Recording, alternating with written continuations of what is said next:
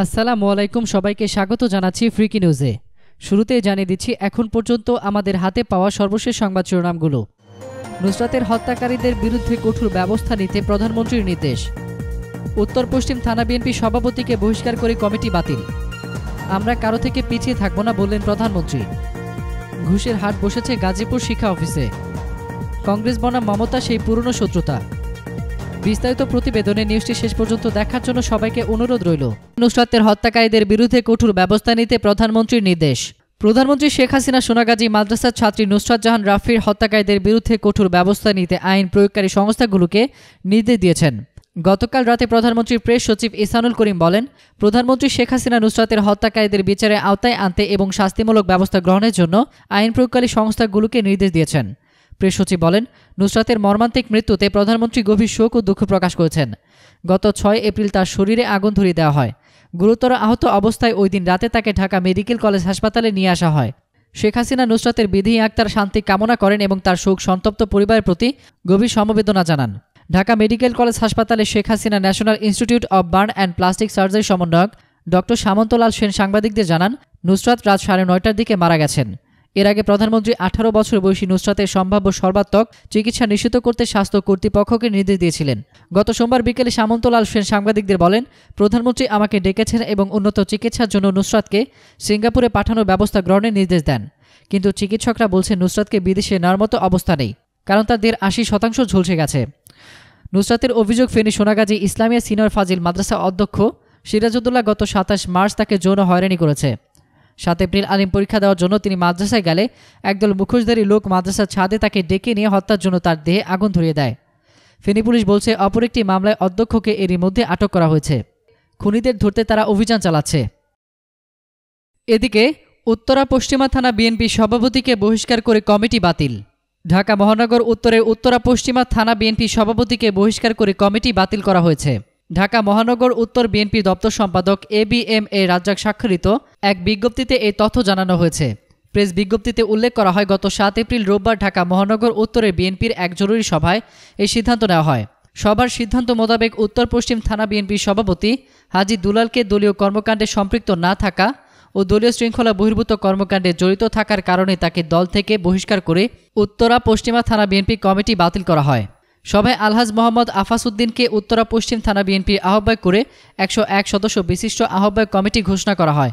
উক্ত আহ্বায়ক কমিটি অনুমোদন করেন ঢাকা মহানগর উত্তর বিএনপি সভাপতি MA কায়ুম ও সাধারণ সম্পাদক আহসানুল্লাহ হাসান। অন্যদিকে আমরা কারো থেকে পিছিয়ে থাকব না বললেন প্রধানমন্ত্রী শেখ হাসিনা। দেশের টেকসই উন্নয়ন নিশ্চিত করতে অধিকতর গবেষণার জন্য বিজ্ঞানী ও গবেষকদের প্রতি আহ্বান জানিয়েছেন প্রধানমন্ত্রী শেখ হাসিনা। বলেছেন, আমরা কারো থেকে পিছিয়ে থাকব না, সেটাই আমাদের লক্ষ্য। সেই লক্ষ্য নিয়ে আমরা কাজ করে যাচ্ছি, কারণ 16 কোটি মানুষের খাদ্য এবং বাসস্থানের ব্যবস্থা আমাদের করতে হবে। তাই সুস্বাস্থ্যের অধিকারী হতে হবে। স্বাস্থ্য বিজ্ঞান থেকে নিয়ে সর্বক্ষেত্রে আমি মনে করি গবেষণায় হচ্ছে একমাত্র পথ। গতকাল সকালে রাজধানীর বঙ্গবন্ধু আন্তর্জাতিক সম্মেলন কেন্দ্রে বিজ্ঞান ও প্রযুক্তি মন্ত্রণালয় আয়োজিত বঙ্গবন্ধু ফেলোশিপ, বিজ্ঞান ও প্রযুক্তি ফেলোশিপ এবং গবেষণা অনুদান প্রদান অনুষ্ঠানে প্রধান অতিথির বক্তব্যে তিনি এসব কথা বলেন। প্রধানমন্ত্রী বলেন, আমি মনে করি যারা এখানে বিজ্ঞানী ও গবেষক আছেন তারা আরও ভালো করে গবেষণা করুন। আর কোন কোন ক্ষেত্রে বাংলাদেশ বেশি উৎকর্ষতা লাভ করতে পারে, কোথায় কোথায় আমাদের আরও বেশি বিনিয়োগ করা দরকার, সেইভাবে আমাদের দেশের জলবায়ু, মাটি, পানি সবকিছু নিয়ে আপনাদের কাজ, সেদিকে লক্ষ্য রেখেই সবাই কাজ করবেন, সেটাই আমি চাই। কারণ আমরা বিশ্বের সঙ্গে তাল মিলিয়ে চলব, সেটাই আমাদের লক্ষ্য। শেখ হাসিনা বলেন, আল্লাহর রহমতে এখন আমরা উন্নয়নশীল দেশ। অর্থনৈতিকভাবে আমরা যথেষ্ট স্বাবলম্বিতা অর্জন করেছি। দেশে আরও বিজ্ঞানী, প্রযুক্তিবিদ এবং গবেষক তৈরি হোক, সেটাই আমাদের লক্ষ্য।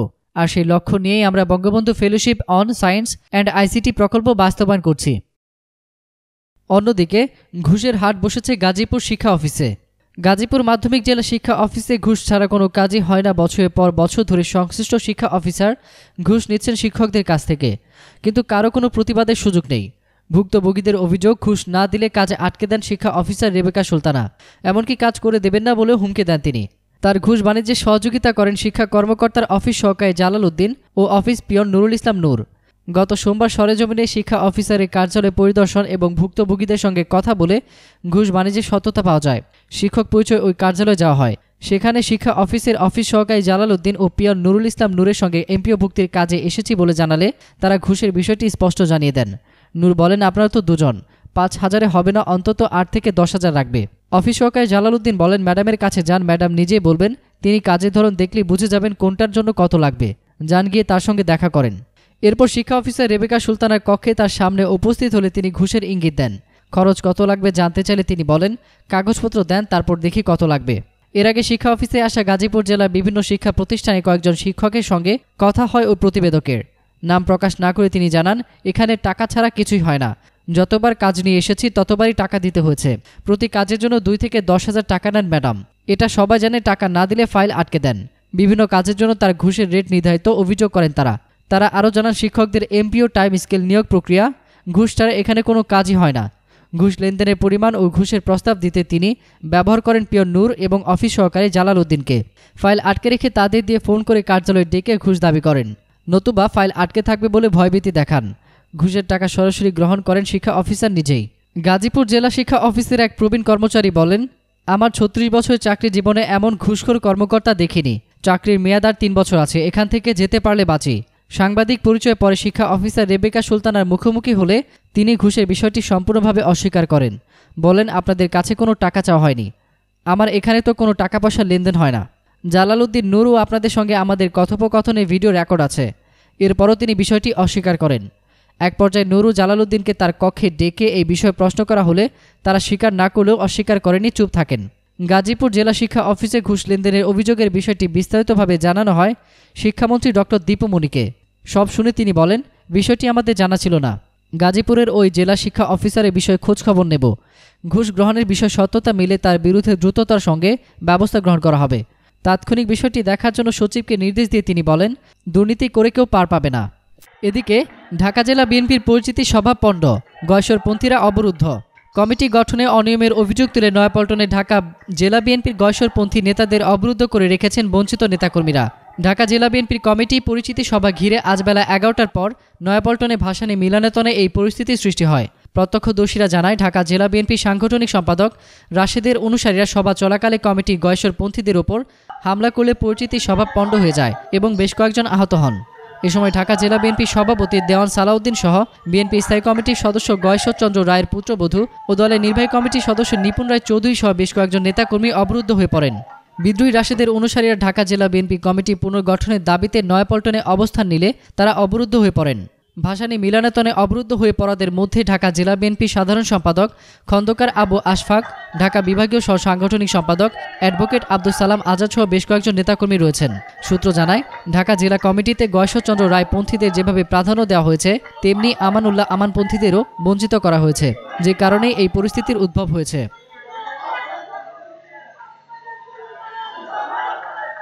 অপরদিকে কংগ্রেস বনাম মমতা সেই পুরনো শত্রু, ফের ঝাঁকিয়ে উঠল পুরনো শত্রুতা। কংগ্রেস বনাম মমতা বন্দ্যোপাধ্যায়। তৃণমূল সুপ্রিমো তথা রাজ্যের মুখ্যমন্ত্রী মমতা বন্দ্যোপাধ্যায় অভিযোগ করেন যে আরএসএসের থেকে কংগ্রেস সাহায্য নিচ্ছে 2টি লোকসভা আসনে। মমতার এই মন্তব্যে তুমুল চটেছেন কংগ্রেস সভাপতি রাহুল গান্ধী। তিনি তীব্র কটাক্ষ করে বলেন, মমতা বন্দ্যোপাধ্যায় কি কখনো বিজেপির সঙ্গে কোথাও কোনো সমঝোতা করেছেন? প্রসঙ্গত, কেন্দ্রে প্রথমবার মমতা পূর্ণাঙ্গ মন্ত্রী হন বিজেপির আমলেই। এর আগে একটি জনসভা থেকে মমতা বলেছিলেন, বিজেপিকে একটা ভোটও দেবেন না, কংগ্রেসকেও কোনো ভোট দেবেন না, ওরা বিজেপির সঙ্গে হাত মিলিয়ে কাজ করে। তিনি বলেন, বহরমপুর কংগ্রেস নেতা লড়েছেন, আমি শুনেছি আরএসএস এর সাহায্য নিয়ে লড়াই করেছেন তিনি। জঙ্গিপুরে আরএসএস এর সাহায্য নিয়ে কংগ্রেসের হয়ে লড়েছেন প্রণব মুখোপাধ্যায়ের ছেলে। দার্জিলিংয়ে ও কংগ্রেস প্রার্থীকে সাহায্য করেছে আরএসএস। জবাবে রাহুল গান্ধী বলেন, মমতা বন্দ্যোপাধ্যায় দাবি করেছেন যে আমরা নাকি বিজেপির বিরুদ্ধে আসলে লড়াই করছি না। আমরা যদি লড়াই না করি তাহলে এই প্রশ্নের জবাব দিন যে রাফাল ইস্যু নিয়ে প্রতিবাদ প্রথম কারা করেছিল, চৌকিদার চোরের স্লোগানটাই বা প্রথম তুলেছিলেন কারা? আমরা কিন্তু কোনোদিনও ভারতের কোনো রাজ্যে বিজেপির সঙ্গে সমঝোতা করিনি। মমতা বন্দ্যোপাধ্যায় কি কখনো বিজেপির সঙ্গে সমঝোতা করেছেন? প্রসঙ্গত, তৃণমূল কংগ্রেসের জন্মের 2 বছর পরেই এনডিএর জোরশরিক হন মমতা বন্দ্যোপাধ্যায়। অটল বিহারী বাজপেয়ী যে সময় দেশের প্রধানমন্ত্রী ছিলেন, তখন তিনি যথাক্রমে রেলমন্ত্রী এবং কয়লামন্ত্রী হন। এদিকে পশ্চিমবঙ্গে বিজেপি তৃণমূল সংঘর্ষ। পশ্চিমবঙ্গের কোচবিহার জেলার তুফানগঞ্জ শহরে রাজ্যের ক্ষমতাসীন দল তৃণমূল কংগ্রেস ও বিজেপি সমর্থকদের মধ্যে সংঘর্ষের ঘটনা ঘটেছে। আজ শুরু হওয়া লোকসভা নির্বাচনে রাজ্যের যে 2টি আসনে ভোট অনুষ্ঠিত হচ্ছে, তার মধ্যে কোচবিহার একটি। কলকাতার দৈনিক আনন্দবাজার বলছে, তুফানগঞ্জ শহরের ধলপলে এই সংঘর্ষের ঘটনা ঘটে। তৃণমূলের বিরুদ্ধে বিজেপির কার্যালয় ভেঙে দেওয়ার অভিযোগ উঠেছে। যদিও বিজেপির তোলা এই অভিযোগ অস্বীকার করেছে মমতা ব্যানার্জি নেতৃত্বাধীন তৃণমূল কংগ্রেস। এদিকে কোচবিহারে সীমান্তরক্ষী বাহিনী বিএসএফের বিরুদ্ধে ভোটে প্রভাব খাটানোর অভিযোগ তুলেছে কংগ্রেস। তৃণমূল নেতা রবীন্দ্র ঘোষ জানিয়েছে, নিয়ম না মেনে বুথের মধ্যে ঢুকে পড়েছে বিএসএফের জওয়ানরা। পাশাপাশি ইভিএম কারচুপির অভিযোগ তুলেছেন তিনি। এই তৃণমূল দাবি করেছেন, এই বিষয়ে নির্বাচন কমিশনে জানালেও অভিযোগ নেওয়া হয়নি। শেষ পর্যন্ত তিনি তার অভিযোগ তার প্রশাসককে জানিয়েছেন। রাজ্যের পুলিশ দিয়ে ভোট করালে অনেক সুষ্ঠুভাবে নির্বাচন করানো সম্ভব হতে বলে মত তার। তৃণমূল এবং বিজেপির কর্মীদের মধ্যে সংঘর্ষ ঘিরে উত্তপ্ত দিনহাট। তৃণমূল কর্মীদের বিরুদ্ধে ভোটারদের মারধরে অভিযোগ তুলেছে বিজেপি। তৃণমূল কর্মীদের হামলায় এক বিজেপি সমর্থকের মাথা ফেটেছে বলেও জানা যাচ্ছে। বিজেপি সমর্থকদের পাল্টা হামলায় বেশ কয়েকজন তৃণমূল কর্মীও জখম হয়েছেন। সংঘর্ষের ঘটনা জানার পর প্রশাসনের কাছে রিপোর্ট চেয়ে পাঠিয়েছে নির্বাচন কমিশন। সর্বোচ্চ সংখ্যা বুথে কেন্দ্রীয় বাহিনী মোতায়েনের ব্যবস্থা করেছে নির্বাচন কমিশন। উল্লেখ্য, আজ ভারতের 18টি রাজ্যে এবং 2টি কেন্দ্রশাসিত অঞ্চলে মোট 91টি আসনে ভোট অনুষ্ঠিত হচ্ছে। পশ্চিমবঙ্গের 2টি আসনের মধ্যে একটি হল কোচবিহারে, অন্যটি হল আলিপুরদুয়ার। 2 আসনে মূল লড়াই তৃণমূল এবং বিজেপির মধ্যে।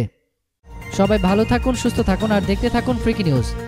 এতক্ষণ ফ্রিকি নিউজের সঙ্গে থাকার জন্য আপনাদের সবাইকে ধন্যবাদ।